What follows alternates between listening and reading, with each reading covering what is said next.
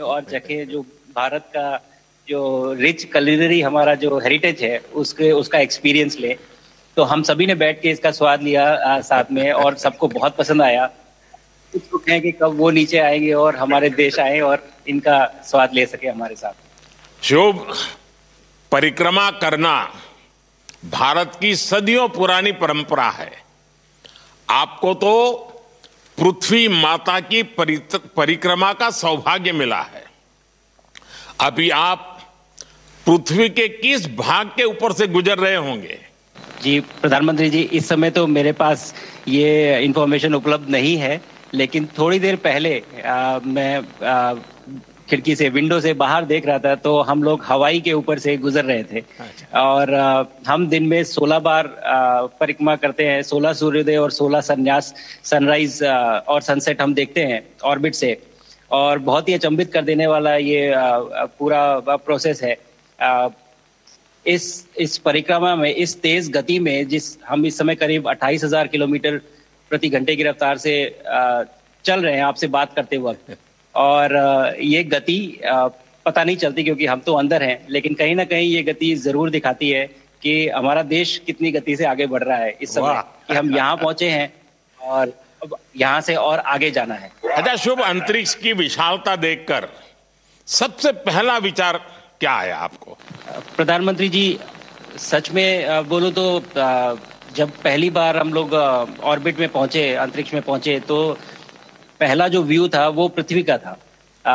और पृथ्वी को बाहर से देख के जो पहला ख्याल और पहला जो थॉट मन में आया वो ये था कि पृथ्वी बिल्कुल एक दिखती है। मतलब बाहर से कोई सीमा रेखा नहीं दिखाई देती, कोई बॉर्डर नहीं दिखाई देता।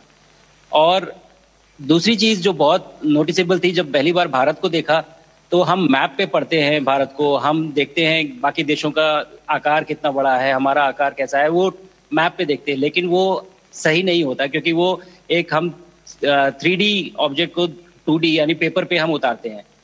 भारत सच में बहुत भव्य दिखता है, बहुत बड़ा दिखता है, जितना हम मैप पे देखते हैं उससे कहीं ज्यादा बड़ा। और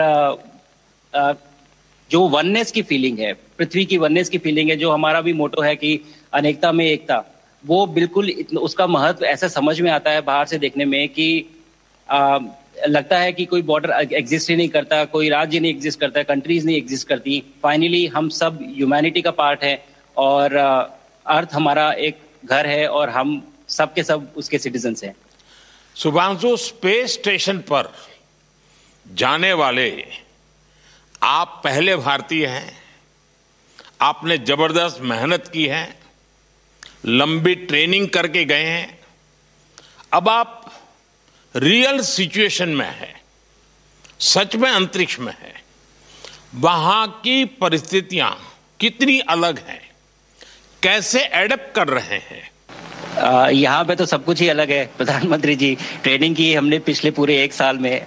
सारे सिस्टम्स के बारे में मुझे पता था, सारे प्रोसेस के बारे में मुझे पता था, एक्सपेरिमेंट्स के बारे में मुझे पता था, लेकिन यहाँ आते ही सडनली सब चेंज हो गया।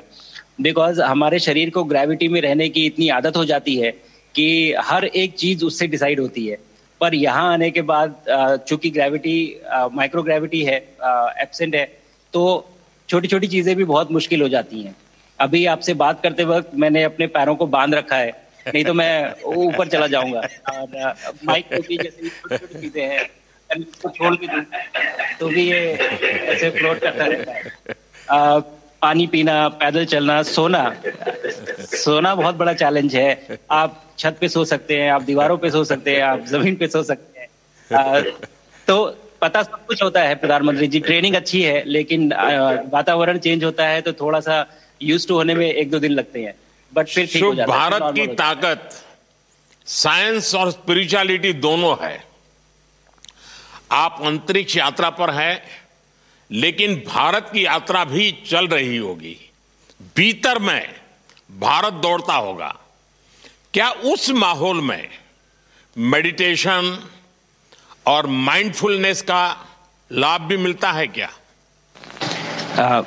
जी प्रधानमंत्री जी, मैं बिल्कुल सहमत हूँ।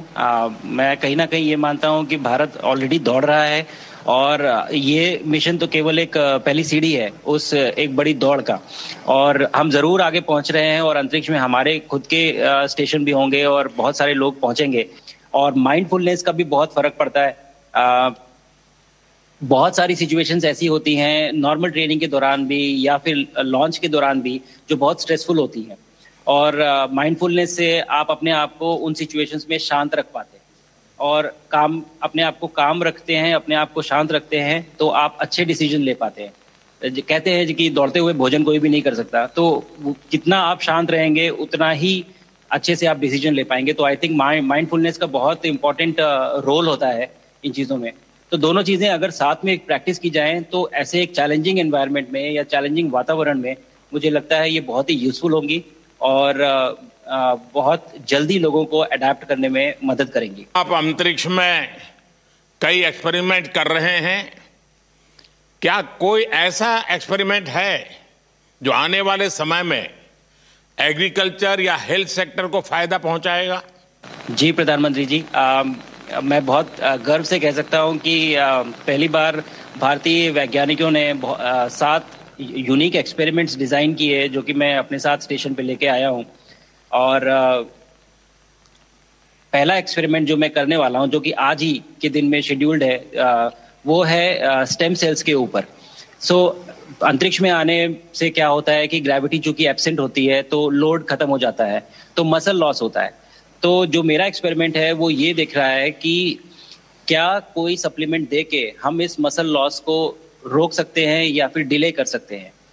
इसका डायरेक्ट इम्प्लीकेशन धरती पे भी है कि जिन लोगों का मसल लॉस होता है ओल्ड एज की वजह से, उनके ऊपर ये सप्लीमेंट्स यूज किए जा सकते हैं। तो मुझे लगता है कि ये डेफिनेटली वहाँ यूज हो सकता है।